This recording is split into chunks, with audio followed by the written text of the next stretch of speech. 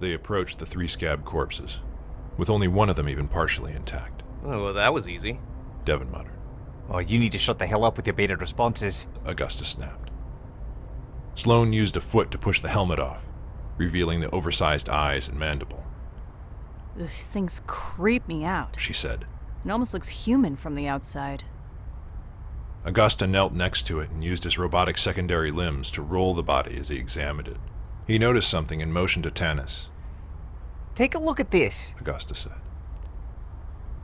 Tanis approached and took a knee beside Augusta, immediately spotting the Torus-shaped inscription on the beast's armor.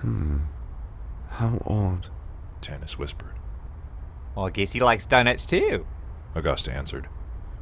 Okay, you bungled and botched, Snapped Caden as he approached the group. The artificial sun was fading and they were still a day from the habitat exit. We need sentries. Who's going on watch? I'll do it. Announced Sloane. I'll do it. Repeated Devon. Decide amongst yourselves. Responded Caden. Yes, Yes, sir. They both said. The human and Scrim took a moment to glance to the dimming landscape. Looking forward to Konoma? Sloane asked. It has been a while. Devon responded. You're not thinking of staying, are you? I have to consider the wants of my people. We humans make selfishness a virtue. Sloane responded.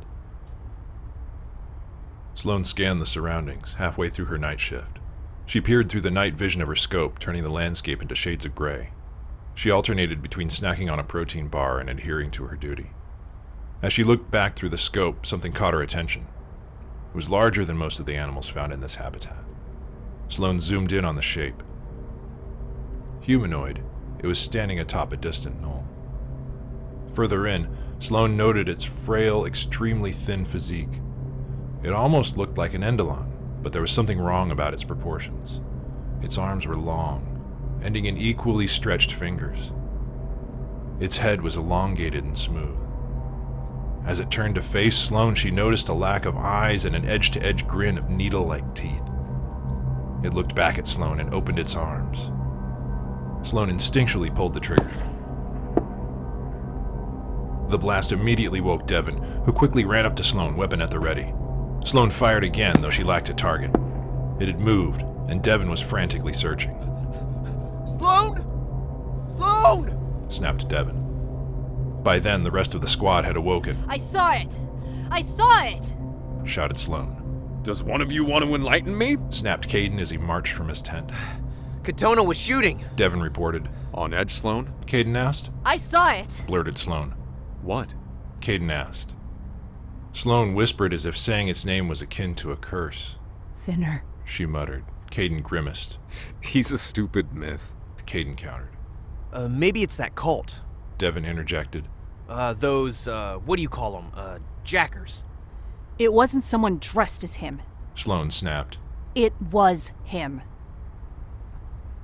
Tanis and Augusta approached to finally join the commotion. An omen. Augusta muttered. We need to go. Whimpered Sloane, clearly frazzled. You think he was warning us? Devon asked. We have a mission, you juveniles. Snapped Caden. Which direction? Augusta asked. 45 degrees from pole. Sloane responded with a point. Not where we came from, Snapped Caden. not where we're going. Caden turned from the group, offering Tanis an annoyed frown. Tanis broke away from the others to follow his commander. What do you think? Tanis asked. We have a mission. Caden responded. We're professionals. No detours. They approached the knoll, following Sloane's direction. They looked around the mundane hill. This is the place? Caden asked. He was right here. Sloane replied as she approached the top of the hill. Caden turned to Tanis, who was staring out rather than in. I don't see anything. Do you? Caden asked. We wouldn't have been able to see it from our route. Tanis muttered. What?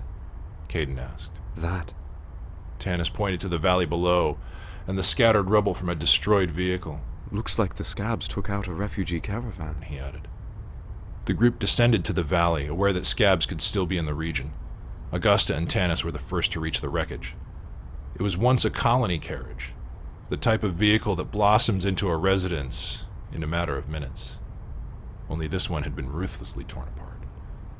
Fragments scattered across the valley like the vehicle had been attacked with 1,000,000 knives. Even the frame was in pieces.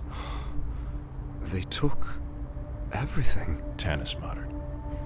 They had nothing. Augusta answered. Tanis looked around, noting the scattered debris, including fragments of useful technology. You're right. Tanis answered. They had nothing. The group caught up as Augusta and Tanis walked around the chaos.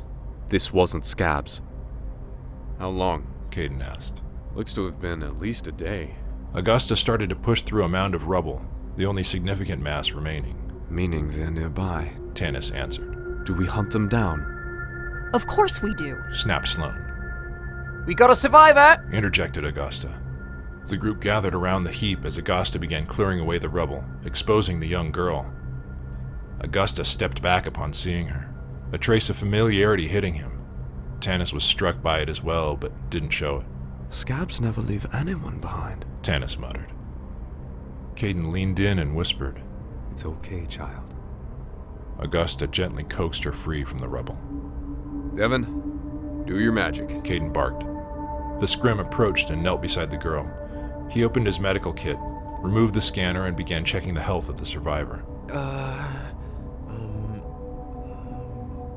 Physically, she's fine. Devin reported. The girl didn't appear scared or stressed, and occasionally glanced at Augusta as he and Tanis stepped aside towards Caden. Augusta, what is it? Tanis asked. A deja vu. Augusta answered. That makes two of us. Tanis said. Not sure how I know her. Maybe on a hazard bulletin. Caden interjected. What do you mean? Augusta asked. She's a cultist. Augusta and Tanis looked around the scene, finally noticing the telltale indications that this was a jacker caravan. Best we keep an eye on her. Caden added. What's your name? Devin asked her. Elena Prescott. She answered. The rest of the team turned upon hearing her. Caden nodded. That's a good start, He said. Nothing terribly unusual. And you're Augusta. Elena interjected, looking at him. Augusta Pike. Augusta stared back at her, too shocked to respond. Caden sighed. Never mind. He muttered.